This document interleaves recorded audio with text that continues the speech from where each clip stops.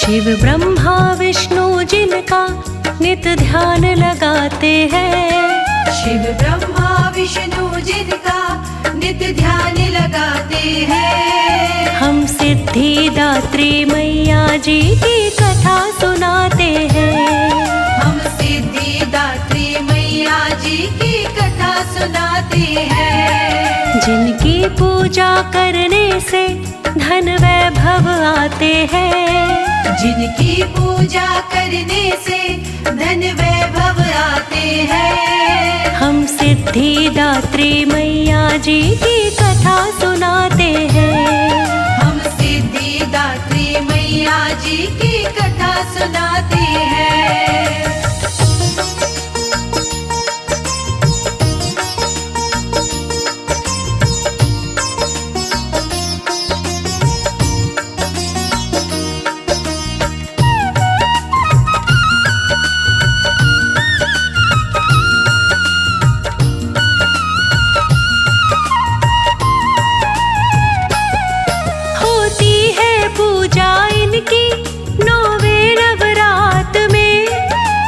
शंख कमल और गदा चक्र है इनके हाथ में। शंख कमल और गदा चक्र है इनके हाथ में। वाहन है इनका शेर काल बेली शान है। सब देवियों में ऊंचा इनका स्थान है। सब देवियों में ऊंचा इनका स्थान है। आसन कमल का इनका ये वेद बताते हैं। आसन कमल का इनका ये वेद बताते हैं। हम सिद्धिदात्री मैया जी की कथा सुनाते हैं। हम सिद्धिदात्री मैया जी की कथा सुनाते हैं।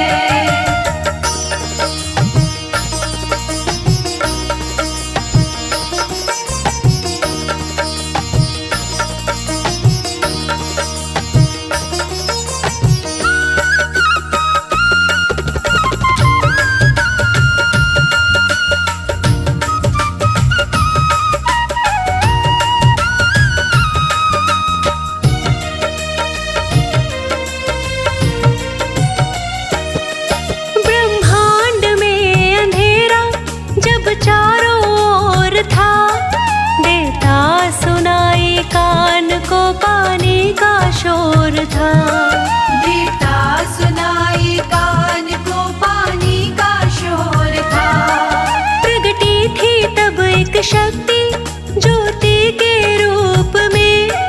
महाशक्ति बन के आई देवी स्वरूप में। महाशक्ति बन के आई देवी स्वरूप में। ब्रह्मा विष्णु और शंकर जन्म उससे पाते हैं। ब्रह्मा विष्णु और शंकर जन्म उससे पाते हैं। हम सिद्धिदात्री मैया जी की कथा सुनाते हैं। हम सिद्धिदात्री मैया जी की कथा सुनाते हैं।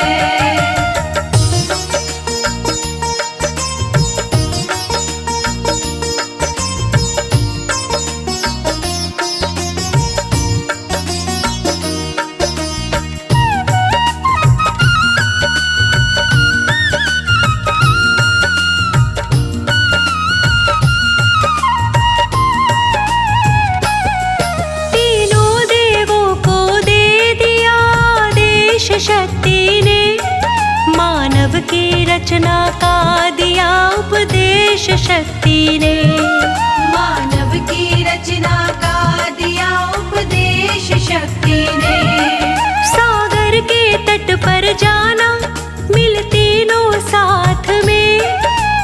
करना सिद्धिदात्री का दिन और रात में।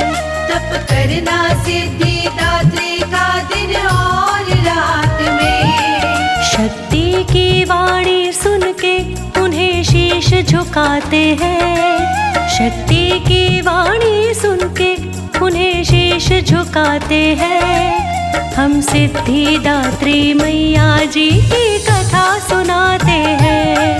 हम सिद्धिदात्री मैया जी की कथा सुनाते हैं।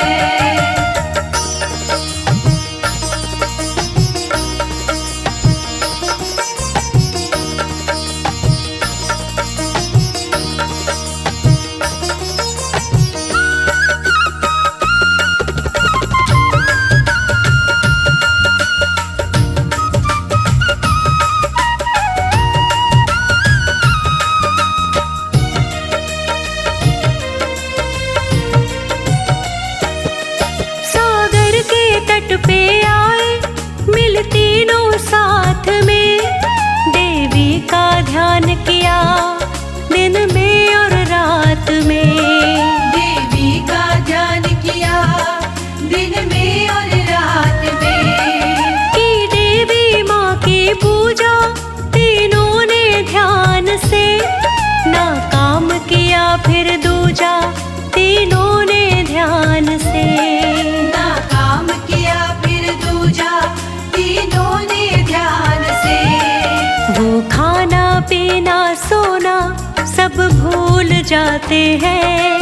वो खाना पीना सोना सब भूल जाते हैं। हम सिद्धिदात्री मैया जी की कथा सुनाते हैं। हम सिद्धिदात्री मैया जी की कथा सुनाते हैं।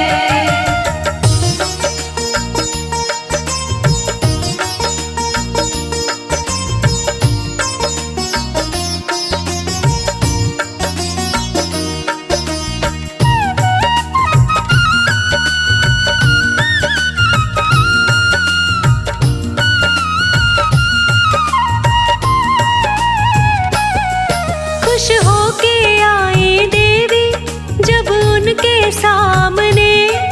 तब तीनों लगे उनसे वर अपना मांगने। तब तीनों लगे उनसे वर अपना मांगने। खुश होके देवी माँ ने बढ़ा उनकी शान दी।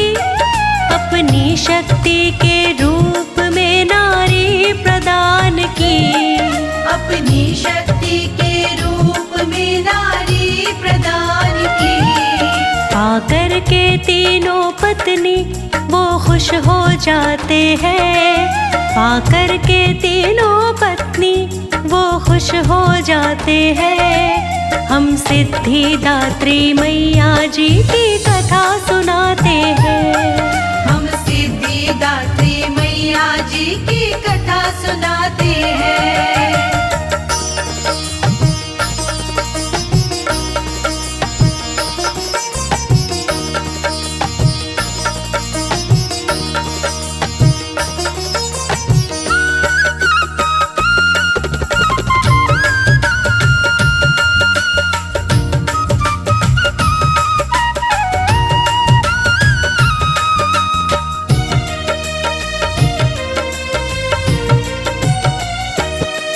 जब इनकी पूजा कीनी शिव भोलेनाथ ने।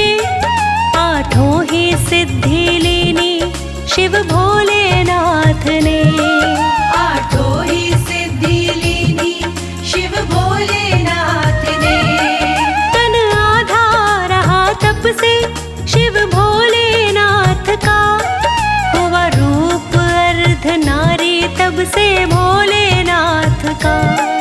हुआ रूप अर्ध नारी तब से भोलेनाथ का। इस देवी माँ की महिमा हम जान न पाते हैं। इस देवी माँ की महिमा हम जान न पाते हैं। हम सिद्धिदात्री मैया जी की कथा सुनाते हैं। हम सिद्धिदात्री मैया जी की कथा सुनाते हैं।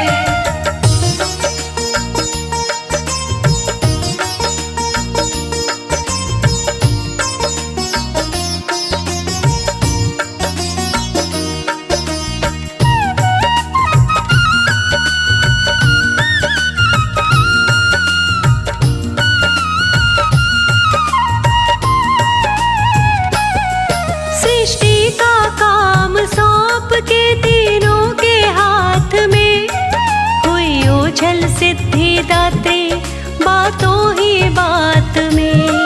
हुई ओझल सिद्धिदात्री बातों ही बात में। ब्रह्मा विष्णु शिव लागे फिर अपने काम में, मानव रचना करने लगे सुबह हो शाम में।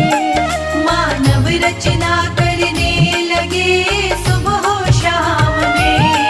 धीरे धीरे दानव मानव बढ़ते जाते हैं, धीरे धीरे दानव मानव बढ़ते जाते हैं। हम सिद्धिदात्री मैया जी की कथा सुनाते हैं। हम सिद्धिदात्री मैया जी की कथा सुनाते हैं।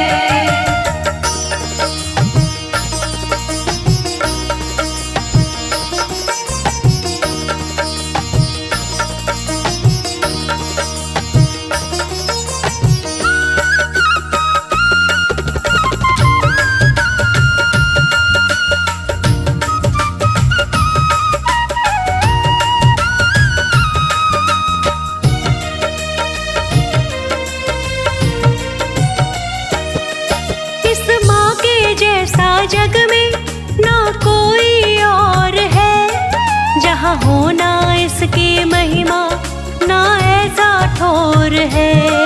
जहाँ होना इसकी महिमा ना ऐसा ठोर है। दिव्य रूप इनका और चार हाथ है, हर वक्त रहती मैया भक्तों के साथ है। हर वक्त रहती मैया भक्तों के साथ है। इसकी दया से बिगड़े बन काम जाते हैं, इसकी दया से बिगड़े बन काम जाते हैं। हम सिद्धिदात्री मैया जी की कथा सुनाते हैं। हम सिद्धिदात्री मैया जी की कथा सुनाते हैं।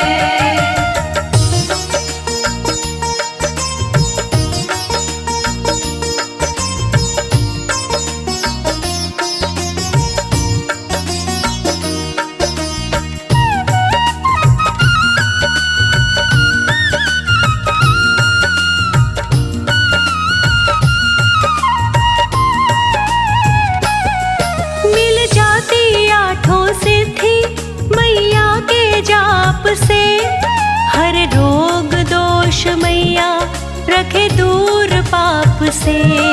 हर रोग दोष मैया रखे दूर पाप से।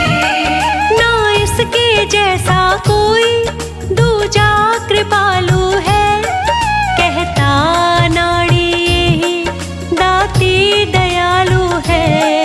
कहता नाड़ी यही दाती दयालु। ये वर देती मन चाहा ऐसा संत बताते हैं, ये वर देती मन चाहा ऐसा संत बताते हैं। हम सिद्धिदात्री मैया जी की कथा सुनाते हैं।